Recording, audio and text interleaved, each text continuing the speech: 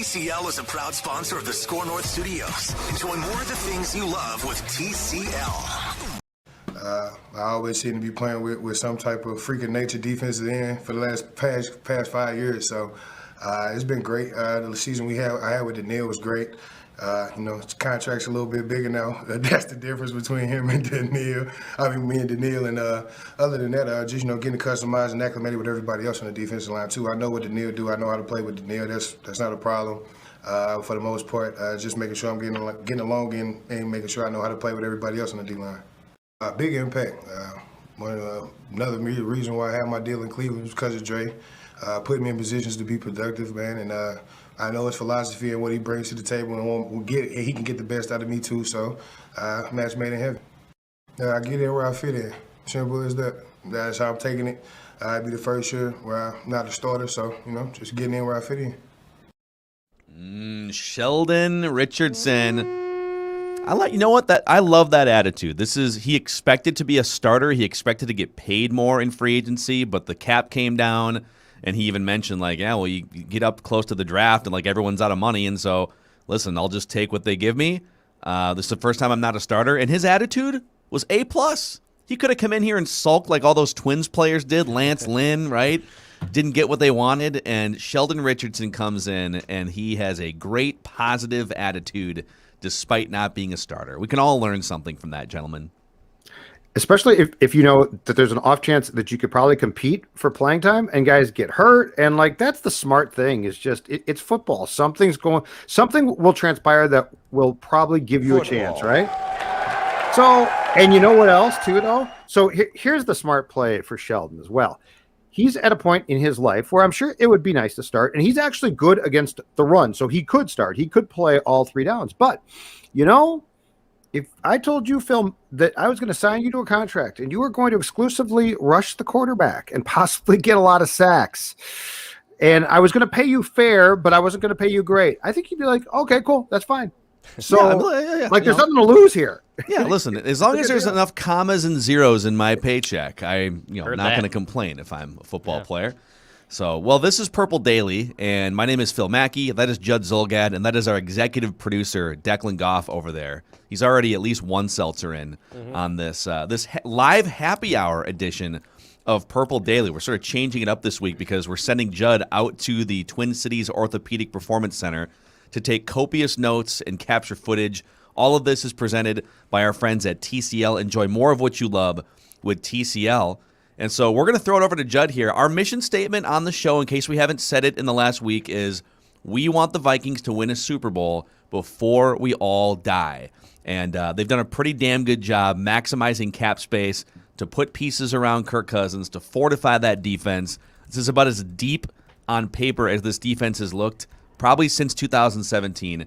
And Judd had his first look at open practice today, mandatory minicamp. So, Judd, the floor is yours. Give us your Judd Zulgadian minicamp observations. Well, the first thing that I think, and it involves Sheldon and Hunter as well, that I think is imperative, is minicamp started without a hitch. There were no big storylines. There was no, Daniil Hunter's not here. What are you going to do? There was nothing but basically calm, cool, and collected coaches. And I'll always go back to this. Teams can tell you they don't care about distractions. It's BS. Teams hate distractions. Right now, the Green Bay Packers hate life. Everything that they do is a circus. Dude, right? By the way, did you guys see Rodgers? So they did some sort of live stream press. I heard he looks thing. very happy. Yeah. It was for that golf thing, the match. It was Phil Mickelson, Aaron Rodgers, and then Bryson DeChambeau and Tom Brady. And they were all 4 on this sort of Zoom thing. And Aaron Rodgers had a T-shirt that said, "I'm offended." You know what? Good for him, man. It's hilarious. You see me trolling. So the contract details that came out from our buddy Tom Pelissero of NFL Media on Sheldon is this. 1-year deal, $3.6 million base, the contract, up to $4.35 million with incentives. And let's start here, okay? So let's start with what Richardson not only brings, but think about where this team is from a defensive tackle standpoint compared to a year ago. And I think we were slightly before the time because they didn't have this program because of COVID. We were slightly before the time that Michael Pierce opted out. I want to say he opted out more towards training camp. But nonetheless, you are not going to have as good of tackle situation on the defensive line as you do now. Yeah. Pierce is back. Tomlinson's been signed. Richardson, in my opinion, is being brought in to rush on third downs. But again, he's good against the run. So if Tomlinson or Pierce gets hurt, he can play more. Just let's start with that from just a standpoint of removing question marks, removing a real significant problem. Because the thing to keep in mind is as important as cornerbacks are to Zim's defensive scheme, a large part of this starts in the middle of the defensive line. And so just the step that this team has taken personnel-wise to shore up positions that had, I mean, come on, Jalil Johnson, God bless him, not good. And Shamar Stephen, who I never understood why they thought he could be a starter. He was a role player at best. You have upgraded here from, let's say, Phil, what, about a 3 or a 4 on a scale of 1 to 10 to probably a 7 or 8. Yes. Yeah. I mean, this is they literally and it extends beyond the defensive line. I know we're going to get to some other observations, but they've literally replaced whether it was like rookies who shouldn't have been out there or just career backups like Shamar Stephen. They replaced 1, 2, 3, 4, maybe 5 or 6 guys who should not be starting on a defense that aspires to be top 5 in the league. If you go back and look at like the last 3 years and the peak seasons of Michael Pierce, Dalvin Tomlinson, Sheldon Richardson, Daniil Hunter coming back, obviously, and then in the secondary, Xavier Woods and Patrick Peterson. Like, if all of those guys, and this won't happen, but if all of those guys play at or near their peak potential, yep. The upgrades are like going from guys who are borderline, like you would cut them off the 53-man roster, to Pro Bowlers at half of the positions on defense. Now there's some age concerns and injury concerns, and like Patrick Peterson getting older, didn't perform well last year. Right. Sheldon Richardson, he's 30 years old, right? There's a reason why teams weren't just shoveling money at him in the middle of March. And so there's definitely some, like, this is the used car lot a little bit. But you went to the used car lot and it was like, wait a second. Wait, that 2017 Porsche only has like 38,000 miles on it? And it costs, oh, okay, all right, let's do it, you know? Yep. And I think positionally on defense, I don't think it's that close. I think your biggest outside upgrades, tackle. Like the cornerbacks, I'm with you. Like, Peterson might be good. He didn't have a great year, and he is definitely not a young guy. Breland, I think, is going to be an improvement. So I do think that they've improved, and I like the fact that they brought in at least one, if not a couple, veteran corners to play more. But if we're flat out talking positional improvement, right? Mm-hmm. I think it's defensive tackle. I really do. Yeah, because it was awful. And I'm sorry, Shamar Stephen God never put him on this earth to start. Yeah. Like, that was a no-go to me. Like, if that had been Pierce and Stephen, it's still a no-go. Yes. So now you have gone to 3 guys who can play, and there's probably a case to be made that for Richardson's career, this is a great move because it doesn't ask him to play as much. I did find this, by the way, because I wanted to see what Pro Football Focus will rank every player at every position, and they do the full breakdowns. And I just wanted to see, okay, of all of the interior defensive linemen that played last year in the NFL, of which, by the way, there were 139 qualified interior defensive linemen. Sure. Shamar Stephen was the best on the Vikings. Yeah.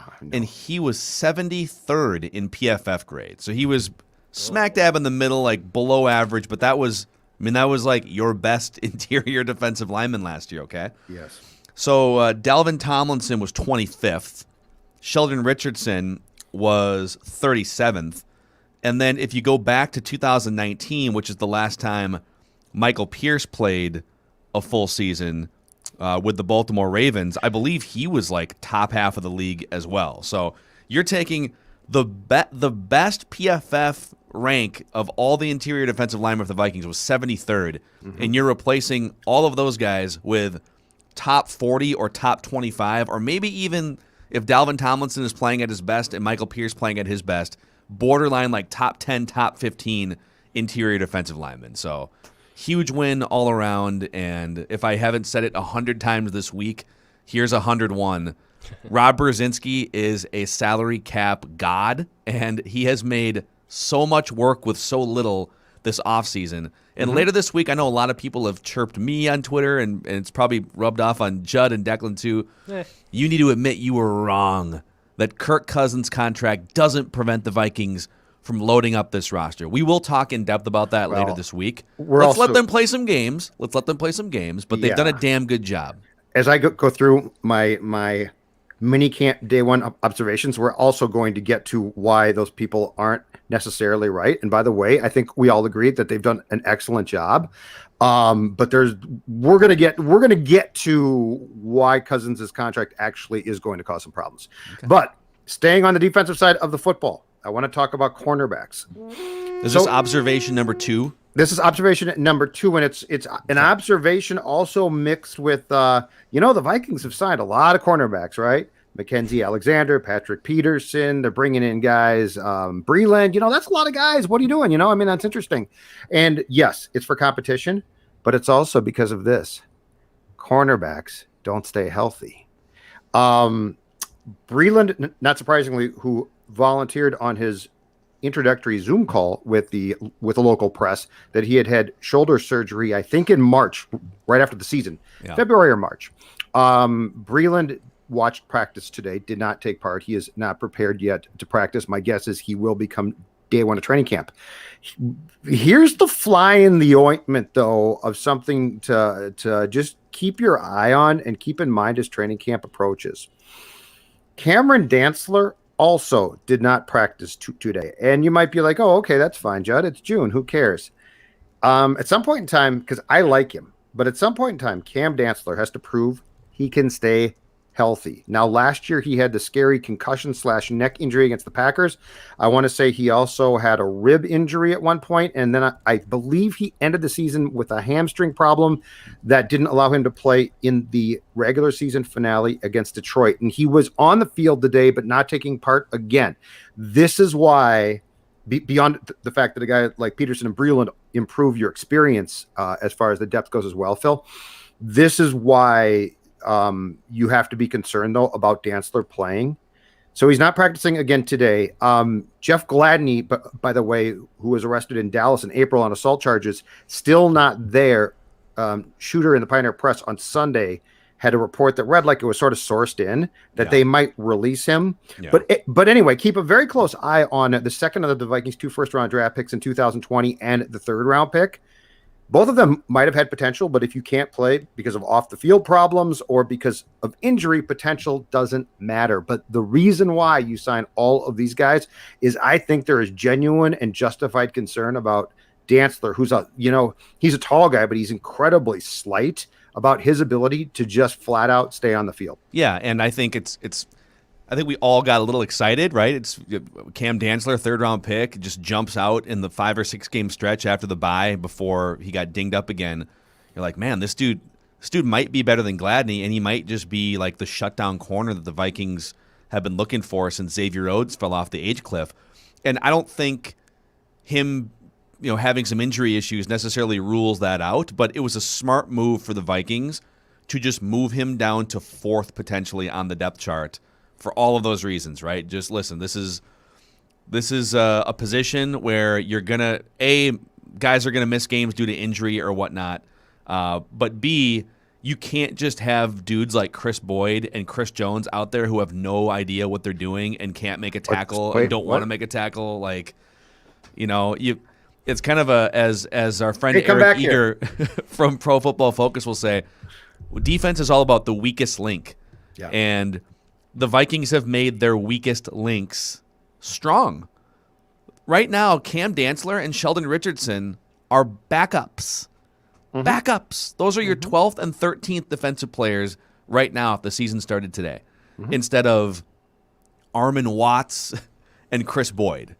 And so inevitably you're going to have to dip into your 12th, 13th, and 14th defensive players, especially now that there's a 17th game this season. And so if you can raise the floor of your weakest link, you have a better chance to sustain over the course of 17 games and maybe do some damage in the playoffs. Exactly right. And as Daniel Boning says, you are the weakest link. Goodbye. Goodbye. In the YouTube comment section. Yes. And I went through the roster today. The Vikings signed 11 free agents on defense alone. So just on defense alone, you basically put together a starting number. Dude. 11 guys. You think Mike Zimmer had a little influence in the off-season planning sessions back in January, February? You know what, man? He is all in, and he probably should be. Like, it's probably the right call. If they don't win a playoff game, I think his job's in jeopardy.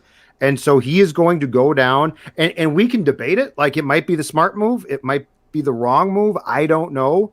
But as far as he's concerned, if he's going to be called in by the Wilfs and told, you're fired, it's going to go it's going to at least go down with him getting the personnel that he wanted, not to your point, Armin Watts and Jalil Johnson. Yeah.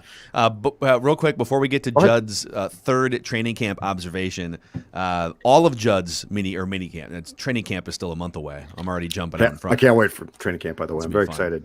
His mini camp observations are presented by our friends at the 3M Open. So, I know there's some fellow golf fanatics who like to go out there and hack a score of 100 or higher, like Declan and I.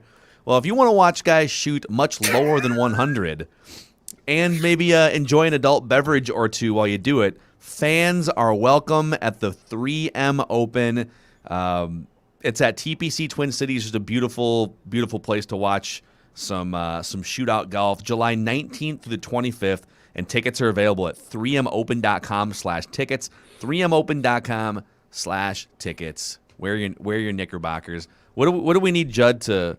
We need to get Judd in some knickerbockers like that Payne Stewart get up from the 90s and just walk around getting bombed at the 3M Open. Well, no, hold on a second. Just I can't get bombed. Golfers. Hey, Mickelson, I'm your age. You suck. Lefty, you suck. He loves that, though. He loves Matthew Wolf, you drink wine coolers, Matthew. Yeah. It'd be like, apparently, hey, Bryson. Yeah.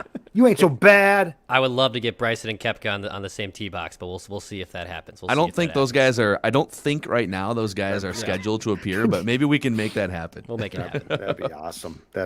All right, observation 3. Can I get a laugh or something from Kirk? Oh yeah, I'll get you a laugh from Rick Spielman. Okay, there you go. There it is. Observation 3, because I'm saving sort of a juicy talker for 4th, but observation 3 comes back to why you can't say that Cousins' contract and big contracts. It's why you can't dismiss them. Here's why. Okay, I'm going to give you, and I understand this, which should not be the week 1 starting line, but I'm going to give you what the Vikings throughout OTAs and today again used as their number 1 offensive line. Okay. Starting at left tackle, Rashad Hill. Left guard, Ezra Cleveland. Okay, he goes from right to left guard. Love it. Garrett Bradbury at center, last chance, but you know what? Hopefully, especially in pass protection, improved. Right guard, Dakota Dozier still there. And Brian O'Neill at right tackle. But just quickly, this is why, and look, the Richardson signing is a great piece of work, okay? But remember, the salary cap's going down. The Vikings did a very nice job of clearing space, and the Danielle Hunter, the revised contract actually cleared cap space for 2021. So they were able to take some of the money that they saved cap-wise on Hunter's 2021 contract and put that towards Sheldon. So all of this is very smart, but Sheldon's not being paid what he expected to be paid. So he is what he would consider to be a bargain. Remember what we talked about, and this is where big contracts like Kirk's come into play. They don't come into play with Sheldon's contract. Remember what we talked about in March, boys, with the offensive linemen who were on the market, who the Vikings were interested in, okay? Yeah. Because I could have just read to you. There's a very good possibility that if things were different, Joe Thuney would be where Ezra Cleveland is, and Cleveland would be where Dozier is. This is where the cap. So like, you're not a genius because you got a good deal on Richardson. It's always, and this is not Brzezinski's fault. It's nobody's fault. But the fact is, when you've got the Kirk contract, this means that if you are watching this right now, what you are looking at doesn't include one more really good player because of contracts like that. So that's where, and I'm not crapping on this. I'm not trying to say I'm right, you're wrong. What I'm saying is it's the one thing to keep in mind. Yeah, I think people have gone a little over the top with, the salary cap is a myth, and they've been able to do everything they want despite Kirk Cousins' contract. I think to me, the more accurate way to say it is they've done a lot of things in free agency despite Kirk Cousins' contract, and it looks like 40% of their offensive line going into a win-now season with a non-mobile quarterback is going to consist of rookies and a second-year guy playing a guard position he's never played before in the NFL, in Ezra Cleveland, right? Yes. Now, could it still work? Is Christian Darrisaw more likely than not to be at least a competent left tackle? Yeah, I would say so. But, in a perfect world, would they have had a little more money to sign Joe Thuney instead of what Kansas City gave him? Would they give him like $16 million a year? The Vikings didn't have that for Joe Thuney back in March. So, yeah, on paper, they addressed the offensive line through the draft. But those are still two rookies, and Kirk is still a non-mobile quarterback, and Garrett Bradbury is still a disaster. So that is the one that I think of all the things, like the defense on paper, go get it. Offense, would like to see who the third wide receiver is, but Irv Smith Jr. should get the third most targets. Not super concerned about that. The two things that make you swallow a little hard is kicker and offensive line still until they remove Dakota Dozier from their first team depth chart, which he is currently still on. And Rashad Hill as well. Like, I don't hate him, but he's a backup. Yeah. Like, he's a swing backup. Yeah. And those guys, I think, my guess is you get about 2 or 3 practices into training camp, and you'll see Christian Darrisaw at left tackle with the first team and Wyatt Davis at right guard. But, let's not crown the offensive line completely fixed until we see how those rookies look in a preseason game or something first. And those two guys got reps today with the second line. So, like, I do think that they will bump up at some point. But the difference is, if you had signed a veteran in the opening days of the free agent period in March to play guard, he would not be with the second team right now. I mean, just to be clear about how this works. Bradley Guthrie in the YouTube comment section says, what do they see in Dakota Dozier that we don't? And I will answer his question with another question. If somebody were to have told you guys at the end of last season, all right, we're going to fast forward past OTAs, we're going to fast forward to mandatory minicamp, we're going to be 1 month away from training camp in a win-now season.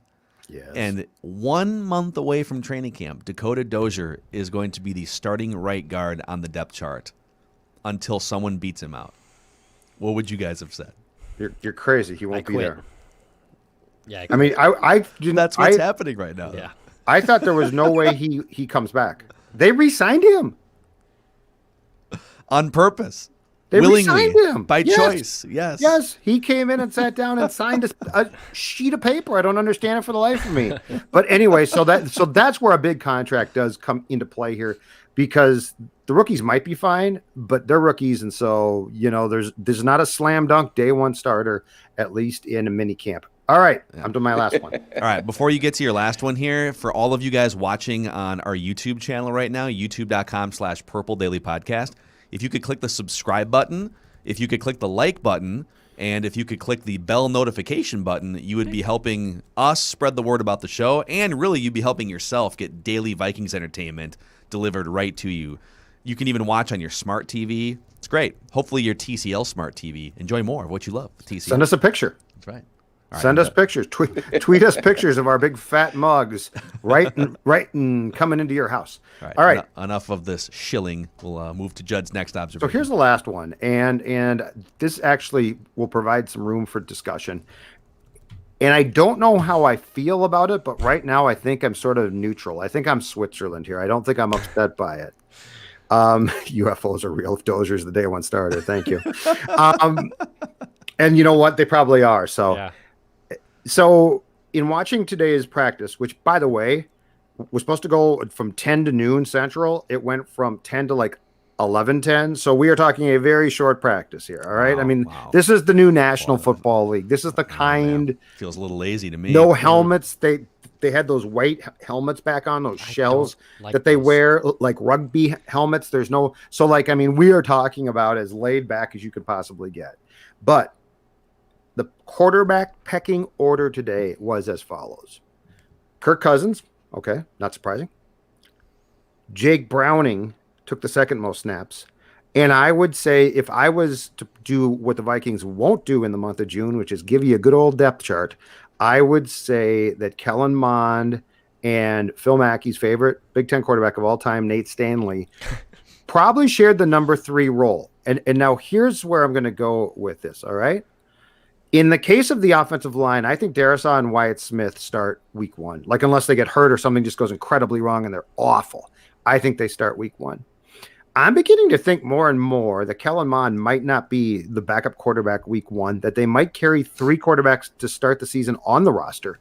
And then it might go Cousins, Browning, and Mond. And here's why. I think they might be right too. Mond's a 3rd-round pick. If you bring him in and install him as the backup, he's a high enough draft pick where there's immediate sort of pressure and talk about, oh, what does this mean? Mm-hmm. He's the backup. If Kirk struggles, man, would he play? And we all know internally right now they're not considering that. Like there's no possibility that they are privately saying, I wonder if Kellen Mond in week 6 would look pretty good. So I think they are going to attempt to dial down the pressure and see if Jake Browning can just serve in the backup role, because they know that nobody, aside from the most diehard Kirk hater, is going to call for Jake Browning if Kellen Mond is 3rd. Well, except for you guys, Purple Daily, bunch of Kirk haters. That makes sense. There's really no reason at all to play Kellen Mond until like week 18 or something, and there's nothing to play for and you want to just test drive him. He should just chill all season, learn, watch film, and be as far away from having to play in an NFL game as possible. If Jake Browning can be that buffer, I'm all for it. I'm not going to get outraged if Kellen Mond is not 2nd on the depth chart. I just think, it dials down any pressure that might exist. And I think if you install him as the primary backup, there is no question that it's going to become, again, a potential distraction, right? Kirk struggles. Hey, could Kellen Mond play? So I just think that if this is the direction they're going, I can see the benefits, especially with a veteran team that expects to win, of just removing a potential distraction while allowing the kid to develop. He turns 22 on like June 22nd, so he's a kid. Yeah. So allow him to develop without that pressure, which is a very different discussion than we would be having right now if they had traded up and gotten Justin Fields, because then it would be like, hey, is Fields going to play by week 3? Yeah. So what was your setup? What was the media setup to be able to watch practice for the first time in like 2 years? We actually got to watch it last year during training camp, and it was the same thing. We're way like super far away. Yes. Like it's not terrible, but it's up on a hill, and there used to be sort of sideline access where you could walk down the sideline and watch practice from there. That's out for now, but I mean, it's fine, and it's a gorgeous day. It's an absolute gorgeous day. I have no complaints. Humidity low, so I just hope they go for more than an hour 10 to me. It's not enough football. What are you getting done in an hour and 10 minutes? What are we doing out there? Once this is done, boys, once Thursday's done, we got nothing for a month. I need more football, Zimmy. So are the mini camps more about, I'm assuming they're meeting behind the scenes, and like they wouldn't get everyone in for a mandatory mini camp, practice for an hour and 10 minutes, and then not do other things. Like it's probably more about the meetings and they do installation and stuff now too. Because I think the goal for most teams is to do a decent part of the installation and OTAs and this camp, and then so when you come back to training camp to start it, it's not day one of installing offensive and defensive schemes. There's still a lot to do, but at least you've gotten to start in the spring. Yeah. So, well, those are Judd's minicamp observations here on Purple Daily. He's going to be out there tomorrow, and sometimes they ixnay that 3rd day. But yeah, I got a feeling he might cancel. I mean, an hour 10 today, he might just cancel Thursday. Pretty soft, man. Mike Zimmer's going soft. What's he doing? Ride these guys into the ground, man. I don't know, man. I don't know. But, yeah, it was No face masks. It was odd. It was a lot. Yeah, maybe they're practicing for their Australian football rules. That's what it looks like. It looks like Australian a rules football. rugby game's about to break out half the time on that field. Tang Yang says here, Judd's beard is more creative than Mike Zimmer's offensive scheme. I mean, Judd puts a lot of work into his beard, though. So I don't know what. Yeah, I go like this a lot. It's filled with Farvinian gray. I thought you said you're working on getting it trimmed every other week now. I am, but I got it trimmed a week and a half. That's work, though. Yeah, but it's just because it's uncomfortable. Because then I get the upper lip gets too bushy. I don't know what that's like. So you will. Yeah, I told you, just grow a little stash, man. I can't. There's zero chance that's happening. Well, you can. You can. You don't want to. Zero chance. That's the problem. But yeah, I'll be back tomorrow and see what we see. Right. Who knows? Dakota Dozier might not be at right guard tomorrow. You never know. Man. I want. I'm back to being a toaster. I'm back to being a toaster. I got a air fryer compliment before. Yep. Very talkative air fryer. I want this Dakota Dozier drama to carry through into like the third preseason game. They should just do it to troll fans. Maybe they know that Wyatt Davis is going to start all along, but just give us the third preseason, because there's only 3 preseason games, right? I want Dozier to be the starter up until like the eve of the regular season. Just for the question that we got before that was on the screen briefly of who do I dislike more, Dozier, Victor Rask, or Shoemaker? Yeah. That's a tough one. Shoemaker. Well, you have to hitch your wagon to one more year of that contract. Who is it? I think I'd take Victor Rask. Actually, I honestly think I'd take Victor Rask, and I can't stand Victor Rask. Actually, you know what? I would take Dozier because I would never use him. I just bury him. Like Rask, I would have to use, or I could scratch him too. But I don't know. Like, I mean, what's the worst? Oh. Who's the worst employee of those 3? I'll tell you, on Shoemaker, people sit here and they accuse the poll ads of being cheap, right? I think that narrative's out the window. They paid for Shoemaker's plane ticket and 5-star hotel room and catering to go from Minneapolis to Seattle after what we saw. Seattle's not cheap, right? No, it's a very expensive city. Seattle's not a cheap town. So, the poll ads. Matt Shoemaker, you win an all-expense-paid trip to Seattle, Washington. Have fun. Scolger Soup comments, if the Vikings win the Super Bowl, Declan has to grow a stash. Deal. The problem is I don't know if that's going to be possible from what he's telling us. No, I will do that. Oh, he can grow a stash. If they win a Super Bowl, I will grow a stash. I will keep it for the rest of the year. So Declan's going to grow a stash. He's going to brush a horse. If you grew a stash, you would look a lot like Joe Dirt, right? Yes. I'm already David Spade, dude. I don't want more David Spade vibes than I already have.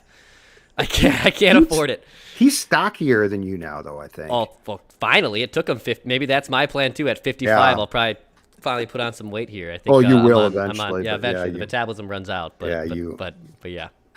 Judd's like the Chris Farley in this partnership. Oh, come on. I'm not that big. I'm big. I'm not that big. Well, Judd, thank you for your camp observations. They were also presented by Federated Insurance, here to help business owners in the Twin Cities and here to give you peace of mind. Listen, the Vikings have given themselves a lot of defensive peace of mind. Oh, okay, if one of our key players goes down, we don't have to rely on like a 7th-round pick that's done nothing before. Okay, good.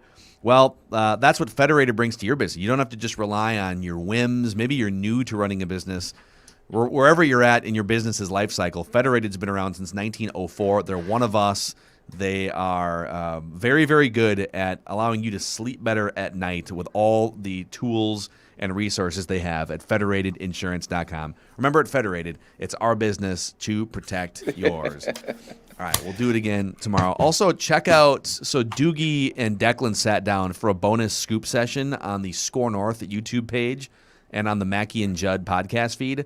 And he dishes some inside information about the Vikings and also the Twins and the Timberwolves that you should check out today, too. So Purple Daily, Mackey and Judd, those are the 2 daily shows. And we'll see you guys on both shows tomorrow for a little write that down and accountability session.